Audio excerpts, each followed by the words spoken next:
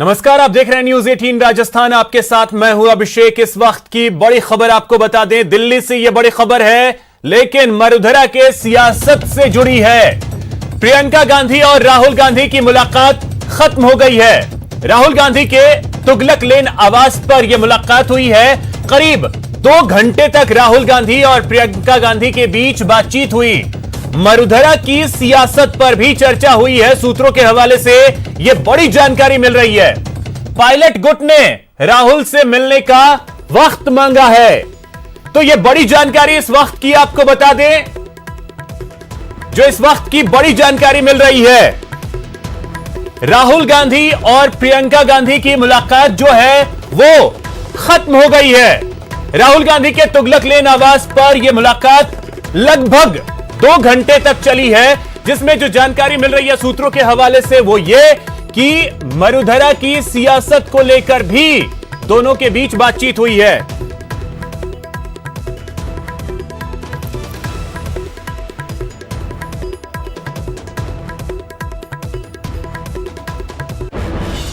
तो ये बड़ी खबर इस वक्त की आपको बता दें, प्रियंका गांधी और राहुल गांधी के बीच मुलाकात हुई है। जो सूत्रों के हवाले से जानकारी यह भी है कि पायलट गुट ने मुलाकात के लिए राहुल गांधी से समय मांगा है। तो क्या इसी मुद्दे को लेकर बातचीत हुई है राहुल और प्रियंका के बीच, यह बेहद अहम है। और जो जानकारी सूत्रों के हवाले से मिल रही है, तो प्रदेश की जो सियासत इस वक्त चल रही है उसको लेकर चर्चा हुई है। सूत्रों के हवाले से यह भी बड़ी जानकारी मिल रही है। अभिषेक आढ़ा हमारे सहयोगी दिल्ली से सीधे इस वक्त जुड़ रहे हैं। अभिषेक, क्या जानकारी है? प्रियंका गांधी और राहुल गांधी की मुलाकात खत्म हुई है, 2 घंटे लंबी बातचीत चली है, पूरी जानकारी क्या है?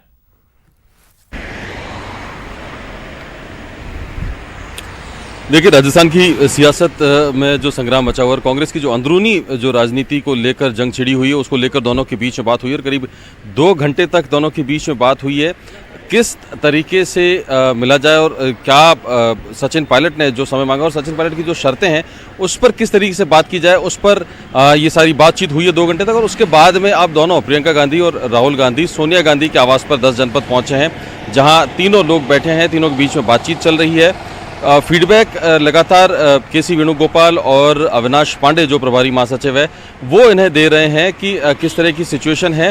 हालांकि गहलोत खेमा जो है वो पूरी इस तरह की तैयारी करके बैठा है कि अगर सचिन पायलट और उनके जो साथी विधायक हैं, जो बागी विधायक हैं, वो वहां पर आते भी हैं विधानसभा सत्र शुरू होने पर, तो भी वो खिलाफ ही वोट करेंगे। चाहे डिवीजन किया जाए, अगर कोई डिवीजन मांगा जाता है किसी बिल पर तब भी वो खिलाफ वोट करेंगे, अगर कोई फ्लोर टेस्ट की बात आती है तो भी वो खिलाफ वोट करेंगे। यही मानकर अशोक गहलोत का कैंप पूरी तैयारी कर रहा है, पूरी रणनीति बना रहा है। और इस बीच राहुल गांधी और प्रियंका गांधी जो है उन दोनों के बीच में बातचीत हुई है। और इन दोनों की बातचीत में जो छन के खबरें आ रही है वो ये ज़रूर आ रही है कि खोना नहीं चाहते हैं सचिन पायलट को कांग्रेस से राहुल गांधी। तो किस तरीके से उन्हें मनाया जाए, किस तरीके से उन्हें वापस लाया जाए, इसको लेकर दोनों के बीच में चर्चा हुई है। शर्तें जो हैं वो सचिन पायलट की मानने लायक है या नहीं मानने लायक है, या उनमें किस तरीके से कोई बीच का रास्ता निकाला जा सकता है, उस पर चर्चा हुई है। जी अभिषेक, एक और चीज, क्या इस चीज को लेकर के कुछ जानकारी मिल रही है? क्योंकि पायलट गुट ने राहुल गांधी से मिलने का समय मांगा है, तो उसको लेकर के कुछ जानकारी है? क्या राहुल गांधी समय दे सकते हैं सचिन पायलट को? देखिए, अभी तक राहुल गांधी के ऑफिस से जितनी बार कंफर्म किया गया और कई लोगों तक जो उनके मैसेज आए वो यही आए थे कि उसमें एक ही लाइन लिखी हुई आई है कि कांट कंफर्म कांट डिनाई। तो अभी तक जो चीज़ें हैं वो बहुत ज़्यादा साफ नहीं हैं। वक्त दिया है या नहीं दिया है, इस बारे में राहुल गांधी का दफ्तर कुछ भी कंफर्म नहीं कर रहा है। ना ही पायलट कैंप से जुड़े हुए लोग जो हैं वो इस बात को कंफर्म कर रहे हैं। लेकिन हाँ, ये सूत्रों से जानकारी ज़रूर मिल रही है कि इस तरह की बात हुई है, जो समय है वो मांगा गया है। लेकिन कितने बजे का समय दिया गया है, राहुल गांधी मिलेंगे या नहीं मिलेंगे, और उसमें सबसे बड़ी बात कि अगर सचिन पायलट मिलते हैं तो वो बाकी विधायकों के साथ मिलेंगे या अकेले मिलेंगे, इस पर भी अभी तक चीज़ें साफ हुई नहीं हैं। और उसी से पहले, ये समय मांगने के बाद में ही ये पूरा डेवलपमेंट हुआ है जब प्रियंका गांधी मिली है राहुल गांधी से, और अब दोनों प्रियंका गांधी और राहुल गांधी सोनिया गांधी से मिलने आए हैं।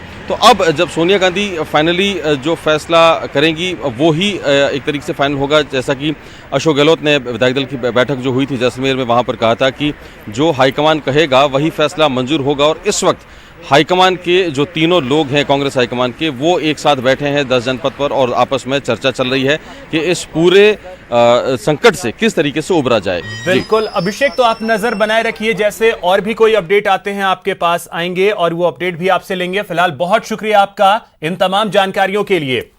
वहीं प्रदेश में मुख्यमंत्री बदलने की अटकलों को पीसीसी चीफ गोविंद सिंह डोटासरा ने खारिज कर दिया है।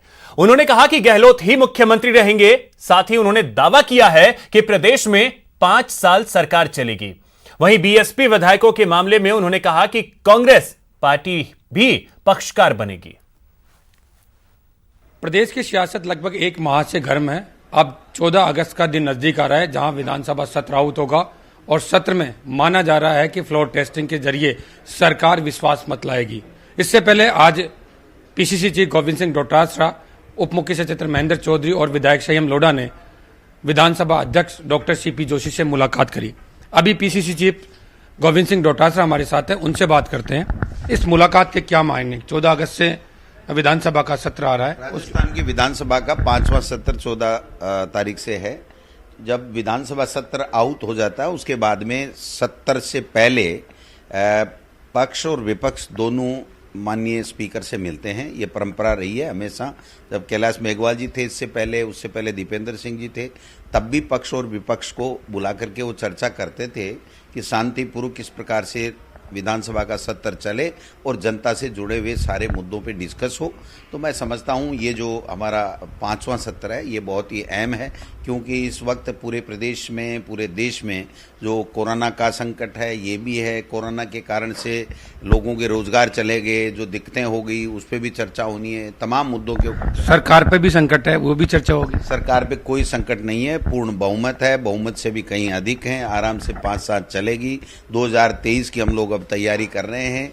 जनता से जो वादे करके आए थे वो वादे हम पूरे कर रहे हैं धीरे धीरे, और आने वाले समय में भी कांग्रेस की सरकार बनेगी। नेता प्रतिपक्ष गुलाब चंद कटारिया ने कहा है कि जैसलमेर जाने के बाद अब संशय हो गया कि सरकार अल्पमत में है।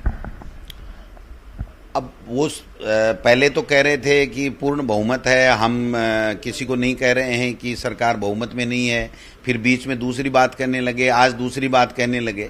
मैं समझता हूं कि भारतीय जनता पार्टी में गुलाब चंद जी कटारिया क्या कहते हैं वो राजेंद्र राठौड़ जी नहीं कहते हैं, राठौड़ जी क्या कहते हैं वो पूनिया जी नहीं कहते हैं, और ये तीनों कहते हैं वो मैडम नहीं कहती है।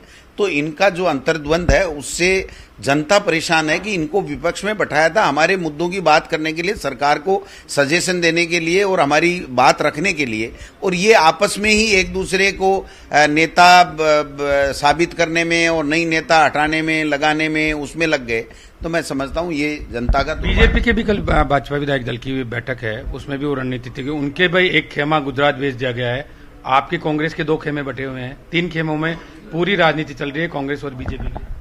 कांग्रेस का कोई खेमा नहीं है। जो कांग्रेस छोड़ करके भारतीय जनता पार्टी की गोद में चले गए वो जो अलग हैं वो अलग हैं, लेकिन खेमे तो भारतीय जनता पार्टी में। जो कांग्रेस पे ये आरोप लगाती थी कि ये जो है बाड़ेबंदी कर रहे हैं, बाड़ेबंदी विधायकों की नहीं करनी चाहिए, चुने हुए जनप्रतिनिधि हैं, अब वो बाड़ेबंदी करने में भी असफल हो गए। बाड़ेबंदी कर रहे हैं उसमें भी असफल हो गए। क्या लगता है सरकार क्वारंटाइन है पिछले 1 महीने से लगातार, उससे पहले राज्यसभा चुनाव में भी रही। क्या लगता है कि सरकार विश्वास मत लाएगी या फिर विपक्ष अविश्वास प्रस्ताव लाकर लाएगा? इस 1 महीने में जितने अच्छे फैसले मुख्यमंत्री जी ने और हमारे सरकार के तमाम मंत्रियों ने किए हैं आप सब देख सकते हैं। रोजाना वीसी से बात हो रही है, रोजाना डिसीजन, विश्वास मत की बात हो रही है, विश्वास मत की बात हो रही है। विधानसभा का 5वां सत्र है और सत्र के बुलाने के बाद में जब बीएससी की बैठक होती है उसमें तय होता है कि क्या बिजनेस है और क्या चर्चा राजस्थान की विधानसभा में होनी चाहिए। मैं समझता हूँ ये बीएससी तय। आखिरी सवाल, क्या जैसलमेर में जो विधायक हैं कांग्रेस के और निर्दलीय तमाम लोग का पूछेंगे, क्या प्रक्रिया रहेगी? यहाँ इलाके भी उनको जयपुर में रखा जाएगा अलग से? सब स्वतंत्र हैं, जैसलमेर में भी स्वतंत्र हैं, यहाँ भी स्वतंत्र थे, कल भी स्वतंत्र रहेंगे।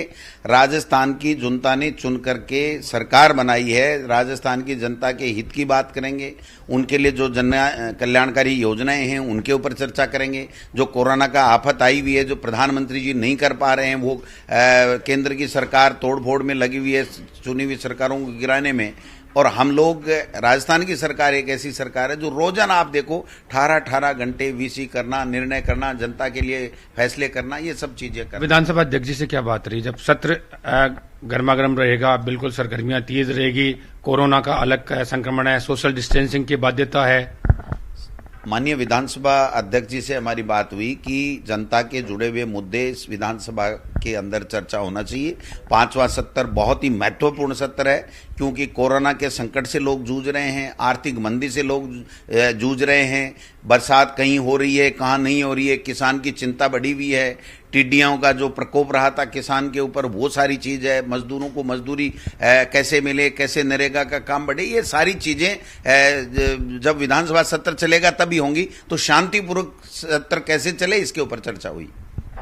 तो ये थे हमारे साथ पीसीसी गोविंद सिंह डोटासरा। जो बात तो सत्र में सुचारू रूप से काम चलने की हुई है, लेकिन इसके पीछे की कहानी 14 अगस्त को ही पता लगेगी कि क्या विधानसभा में रहने वाला है। कैमरा पर्सन सोवन के साथ सुधीर शर्मा, न्यूज 18 जयपुर। वहीं बड़ी खबर आपको बता दें, रामलाल शर्मा ने गहलोत सरकार पर तंज कसा है। 1 महीने से राज्य सरकार होटल में बंद है। बीजेपी के प्रदेश मुख्य प्रवक्ता हैं रामलाल शर्मा। बीजेपी विधायकों को प्रलोभन देने की भी कोशिश की गई। महीने से राजस्थान की सरकार लापता है, और लापता सरकार भी अंदरूनी झगड़े की वजह से है, आपसी वर्चस्व की लड़ाई की वजह से है, आपसी तालमेल के अभाव की वजह से है। हम चाहते हैं कि राजस्थान सरकार जो लापता है वो कम से कम सचिवालय में आकर और अपने सुचारू काम करना सुचारू करे। लेकिन अभी तक भी हालात ऐसे बने हुए हैं कि सरकार की कोई उम्मीद नजर नहीं आ रही है कि आपसी झगड़ों को, आपसी विवादों को ये निपटाने का काम करेगी। जिस तरीके से कल से कांग्रेस की एक रणनीति शुरू हुई है कि हमारे में तो फूट पड़ी हुई है, हम दूसरों को भी फूट इंगित करने का काम करें, और उसके तहत अलग अलग बयान इनके पार्टी के नेताओं के आने शुरू हुए हैं। जोधपुर से एक बड़ी खबर आपको बता दें, पाक विस्थापितों की मौत के मामले में बड़ा खुलासा हुआ है। जहरीले इंजेक्शन से 11 लोगों की मौत हुई है। मृतक की बेटी प्रिया पर इंजेक्शन लगाने का शक है। पाकिस्तान में ट्रेंड नर्स थी प्रिया। इंजेक्शन में कीटनाशक का इस्तेमाल हुआ है। डॉक्टरों ने पुलिस को अहम जानकारी भी दी है। साथ ही जिंदा बचे एकमात्र परिवार के सदस्य राम, उससे जानकारियां भी जुटाई जा रही हैं। चंद्रशेखर हमारे सहयोगी अधिक जानकारी के साथ जुड़ गए। चंद्रशेखर, क्या जानकारी है? इंजेक्शन से ही मौत हुई है, यह कंफर्म हुआ है?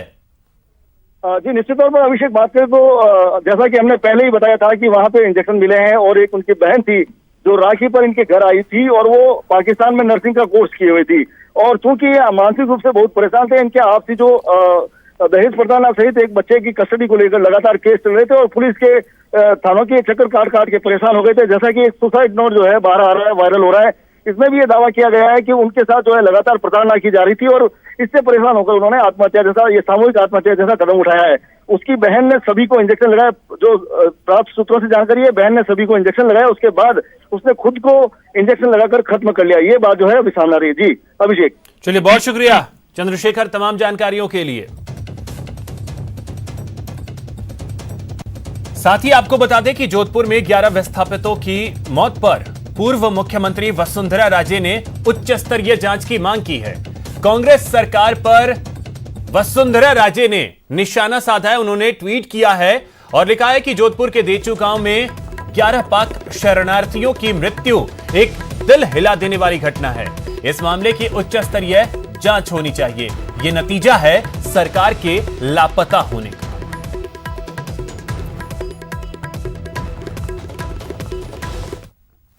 वहीं एक और बड़ी खबर आपको बता दें, नागौर से यह बड़ी खबर है, जहां पर खीमसर के एसएचओ केसर सिंह को लाइन हाजिर किया गया है। यह बड़ी खबर, एसएचओ को लाइन हाजिर किया गया है। एसएचओ के खिलाफ विजिलेंस की जांच चल रही है। एसपी श्वेता धनखड़ ने आदेश जारी किए हैं। यह बड़ी खबर इस वक्त की आपको बता दें नागौर से है, जहां पर खीमसर एसएचओ केसर सिंह को लाइन हाजिर किया गया है। विजिलेंस की टीम जो है वो जांच कर रही है एसएचओ के खिलाफ और उन पर 4.5 लाख की रिश्वत लेने का आरोप है।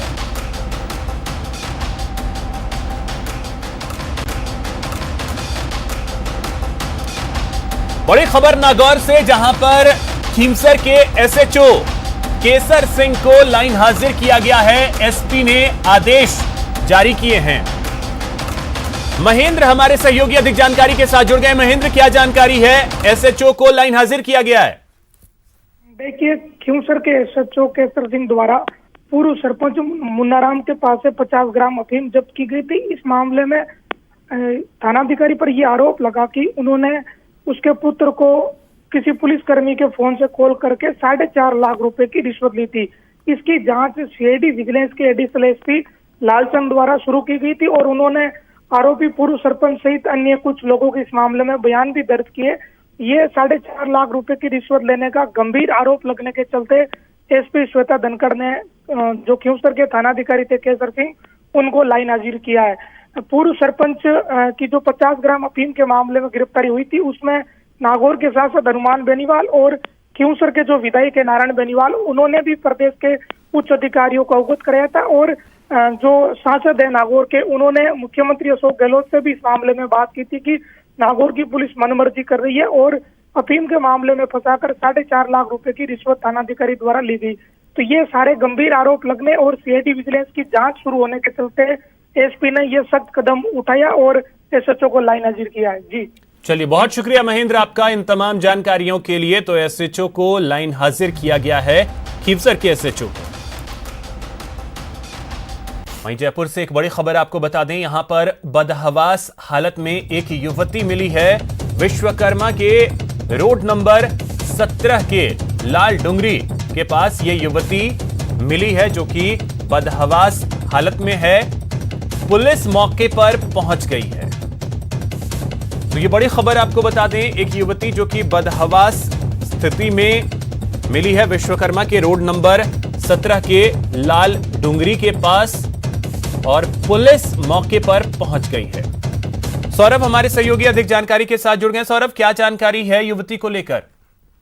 देखिए, मैं आपको बता दूं कि ये राजधानी के विश्वकर्मा रोड नंबर 17 स्थित लाल डुंगरी घटना बताई जा रही है, जहाँ पर कुछ देर पहले एक युवती बदहास हालत में मिली है और ऐसी आशंका जताई जा रही है क्योंकि ये शुरुआती जो जानकारी मिल पाई है उसके अनुसार दुष्कर्म की संभावना जो है वो लग रही है। चलिए, बहुत शुक्रिया आपका इन तमाम जानकारियों के लिए सौरभ। इसी बीच एक बड़ी खबर आपको बता दें, राहुल गांधी से सचिन पायलट मिले हैं। इस वक्त की ये बड़ी खबर, राहुल गांधी और सचिन पायलट के बीच मुलाकात हुई है। ये बड़ी जानकारी इस वक्त की। सचिन पायलट से मुलाकात की है राहुल गांधी ने। इससे पहले आपको बता दें कि राहुल गांधी और प्रियंका गांधी के भी बीच करीब 2 घंटे तक बातचीत हुई थी। तो आला कमान कांग्रेस का जो है वो सचिन पायलट से सुलह के मूड में है। यह बड़ी खबर इस वक्त की। राहुल गांधी और सचिन पायलट के बीच मुलाकात हुई है, तो पायलट से सुलह की कोशिश में आला कमान जो है वो लगा हुआ है। तो प्रदेश की सियासत से जुड़ी इस वक्त की सबसे बड़ी खबर आपको बता दें, राहुल गांधी और सचिन पायलट के बीच मुलाकात हुई है। यह बड़ी जानकारी इस वक्त मिल रही है दिल्ली से। हालांकि इससे पहले आपको यह भी बता दें कि राहुल गांधी और प्रियंका गांधी के बीच भी लगभग 2 घंटे तक बातचीत हुई थी प्रदेश की मौजूदा सियासत को लेकर, जो हालात बने हैं प्रदेश में उसको लेकर। क्योंकि अब देखिए, बेहद अहम है, 3 दिन महज बचे हैं, फ्लोर पे जाना है, विधानसभा का सत्र 14 तारीख से होना है। अब ऐसे में सचिन पायलट एक्टिव अब हुए हैं, ऐसा लग रहा है। पहले उन्होंने राहुल गांधी से मिलने का वक्त मांगा। बड़ी जानकारी अब यह आ रही है कि सचिन पायलट और राहुल गांधी की मुलाकात हुई है। अब इस मुलाकात के बाद कैसे चीजें आगे बढ़ती हैं, इस पर जो है वो नजरें रहेंगी। और न्यूज 18 कहा जाए तो एक्सपोज हो चुके हैं और सचिन पायलट के पास अब एक टैक्टिकल रिट्रीट के बाद अब पार्टी के साथ जुड़ने के अलावा कोई रास्ता नहीं बचा था, पहली बात। दूसरी बात, कांग्रेस के पास भी रास्ता नहीं था क्योंकि कम से कम 2 दर्जन विधायक उनके पास थे, कम से कम 22 विधायक सचिन पायलट के पास। तो कांग्रेस ने भी एक रास्ता खुला रखा था। कल देर रात भी जो विधायक दल की वहां बैठक हुई थी उसमें मांग यही उठी थी कि सचिन पायलट की बात अब न सुनी जाए, उनको बाहर कर दिया का रास्ता दिखा दिया जाए। लेकिन आला कमान ने कहा नहीं, ऑप्शंस खुले रखने चाहिए, विकल्प खुले रखने चाहिए। यानी जरूरत दोनों को थी, दोनों तरफ से कुछ कदम पीछे खींचे गए हैं और फिलहाल सरकार बचाने की जो कवायद है उसमें सफल हुए हैं। और कम से कम बीजेपी को भी लग रहा था कि सचिन पायलट नंबरों का जुगाड़ नहीं कर पाए हैं। इस नाते अगर सचिन पायलट भी जानते थे अगर बीजेपी में जाते हैं तो उतने ताकतवर नहीं होंगे जितने सिंधिया जाकर बीजेपी में हुए हैं। तो जाहिर तौर पर दोनों पक्षों ने अपनी अपनी विकल्प को आजमाया है, उसके बाद ये मेरे ख्याल से सहमति की ओर बढ़ चले हैं। अमिताभ, जिस बात की जिक्र आप कर रहे हैं कि जरूरत के हिसाब से अब तो बड़ी खबर इस वक्त की आपको बता दें, सचिन पायलट की मुलाकात राहुल गांधी से हुई है। जो बड़ी जानकारी निकल करके यह सामने आ रही है कि आला कमान सचिन पायलट को खोना नहीं चाहता है और यही वजह है पूरी तरह से हाशिए पर रखा जा रहा था। उनके खिलाफ एसआईटी जांच कर रही है, उनके खिलाफ जो एक टीम बनी थी स्पेशल इन्वेस्टिगेशन की, उनके खिलाफ मुकदमे दर्ज कर रही है। उनके विधायकों के से पूछताछ के लिए राजस्थान से एसआईटी चली आ रही है। राजस्थान तो मुश्किलें उनके लिए भी अशोक गहलोत सरकार ने कम नहीं पैदा की। मुख्यमंत्री अशोक गहलोत से उनका टकराव अभी नहीं दशक पुराना है, तो ये टकराव लगातार बना हुआ था। उधर दूसरी तरफ गहलोत सरकार के भी किरकिरी हुई। आरोप ये लग रहे हैं एक महीने में जब कोरोना से लड़ाई लड़नी थी, तमाम अपने राज्य के एडमिनिस्ट्रेशन को चाक चौबंद रखना था, ऐसे में वो अपने सारे विधायकों और मंत्रियों को बाड़ेबंदी में रखे हुए हैं, एक जगह कैद करके रखा हुआ है। तो ये तमाम आरोप, तो किरकिरी ऐसा नहीं है कि सिर्फ सचिन पायलट की हुई है, किरकिरी गहलोत सरकार की भी हुई है। अब देखना है कि अभी सरकार बचा भी लेते हैं टैक्टिकल रिट्रीट करके, दोनों अपने अपने कदम खींचकर। तो ये टकराव आने वाले दिनों में क्या रंग लेता है, क्या रूप लेता है, क्या सचिन पायलट दिल्ली की राजनीति में वापस आ जाएंगे वहां को छोड़कर, क्योंकि अब सचिन पायलट वहां काम भी करते हैं तो काफी अड़चने उनके रास्ते में आने वाली हैं। बिल्कुल, यह बेहद अहम है कि सचिन पायलट अगर काम करते हैं तो अड़चने आने वाली हैं। लेकिन इस बीच जो जानकारी बड़ी निकल करके सामने वो ये आई है कि मुलाकात हुई है। अब सचिन पायलट का अगला कदम क्या होगा, इस पर निगाहें टिकी होंगी। क्या राहुल गांधी से मुलाकात के बाद प्रदेश में जो खींचतान शुरू हुई थी उसका पटाक्षेप हो गया है, क्या वो चीजें खत्म हो गई हैं, ये बेहद अहम रहेगा।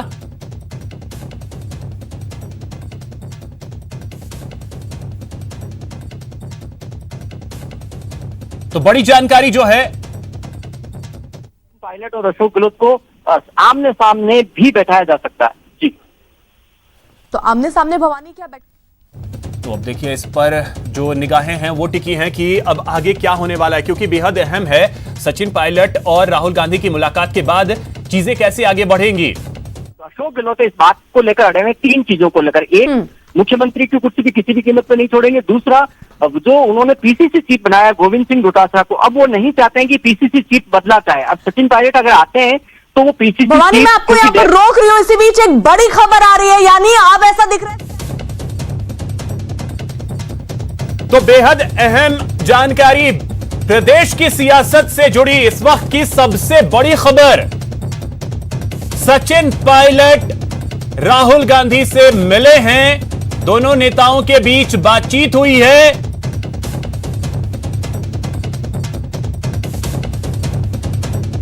तो हाईकमान ने कोई भी कार्रवाई नहीं करने का भरोसा दिया है। मत के पक्ष में वोट करेगा सचिन पायलट का खेमा।